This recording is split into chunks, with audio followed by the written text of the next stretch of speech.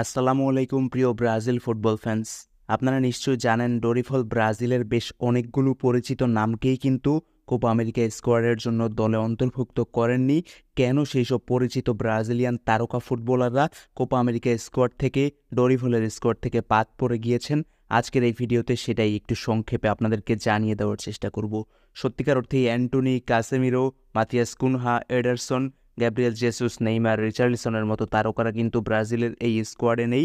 এর বাইরেও আরও বেশ কয়েকজনের নামটা থাকতে পারে, অন্তত এই মুহূর্তে আমার নামগুলো মনে পড়ছে না।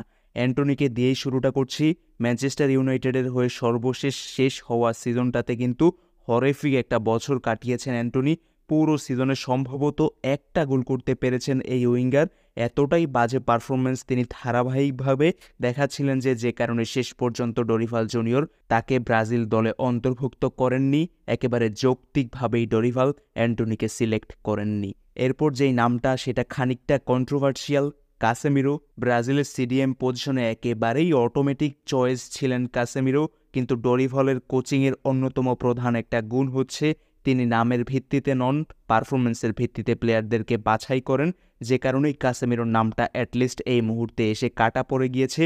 রিয়াল মাদ্রিদের দিনগুলোতে যতটা ধারাবাহিক, অ্যাগ্রেসিভ এবং প্রপার কাসেমিরোকে আমরা দেখেছি, ম্যানচেস্টার ইউনাইটেডের দিনগুলোতে এসে সেটাই যেন খানিকটা ভাটা পড়েছিল।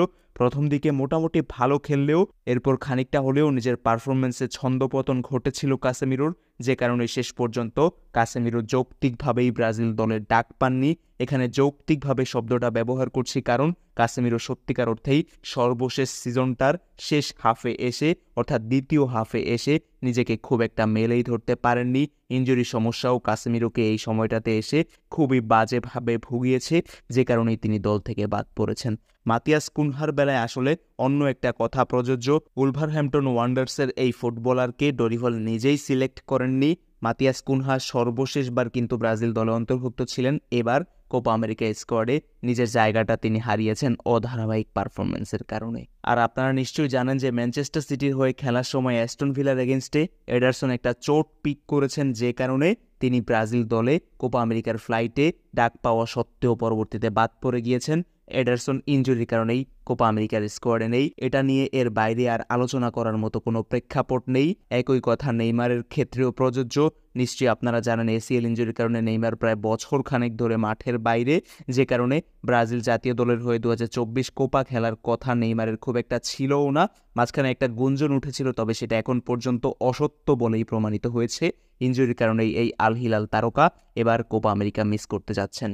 গ্যাব্রিয়েল জেসুস এবং রিচার্লিসনের ক্ষেত্রে আসলে মুদ্রার উল্টো পিঠ আমাদেরকে দেখতে হচ্ছে। তরুণ ব্রাজিলিয়ান নাম্বার 9 এনরিকের উপরেই কিন্তু ব্রাজিলিয়ান নতুন কোচ ডরিভাল খুব করে ভরসা রাখছেন, যে কারণে পুরো টুর্নামেন্টেই এনরিকের বিকল্প হিসেবে কোনো প্লেয়ারকে কল করেননি ডরিভাল। ডরিভালের এই সিদ্ধান্তটা আসলে কতটা কার্যকর হবে সেটা তো কোপা আমেরিকার সময়ই জানা যাবে। গ্যাব্রিয়েল জেসুস মোটামুটি ভালো একটা ফর্মই কাটিয়েছেন পুরো সিজন জুড়ে।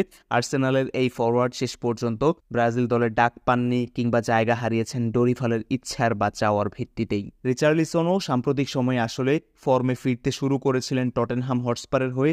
তার ছোট একটা ইনজুরি ছিল ঠিকই, তবে সেটা আসলে কতটা বলার মতো ইনজুরি সেইটা নিয়েও প্রশ্ন থাকছে। রিচার্লিসনকে সম্ভবত ইচ্ছাকৃতভাবেই ডরিভাল ডাকেননি। এর আগে ফার্নান্দো দিনিজের আমলে রিচার্লিসনের হরিফিক একটা সময় আমরা দেখেছি। এত ইজি গোল মিস তিনি ব্রাজিল এবং টটেনহামের হয়ে করছিলেন, যেটা পরবর্তীতে দীর্ঘ থেকে দীর্ঘতর হচ্ছিল এবং একটা সময় ফার্নান্দো দিনিজ ও রিচার্লিসনকে দলে অন্তর্ভুক্ত করেননি। ডরিভাল এসে সেই ধারাটা যেন কন্টিনিউ করেই চলেছেন, অথচ এর মধ্যে রিচার্লিসন কিন্তু টটেনহামের হয়ে ধারাবাহিকভাবেই গোল করে যাচ্ছিলেন। আশা করছি এই তারকা ফুটবলাররা কেন ব্রাজিল দলে কোপা আমেরিকা স্কোয়াডে অন্তর্ভুক্ত হতে পারেননি সেই উত্তরটা আপনাদেরকে আমি দিতে পেরেছি আজকের এই ভিডিওর মাধ্যমে।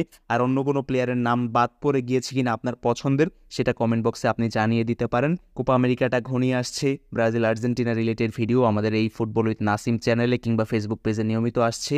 যে যেখান থেকে ভিডিওটা দেখছেন অবশ্যই like, comment, follow, share, subscribe সবকিছুই করে দিবেন। ধন্যবাদ সবাইকে।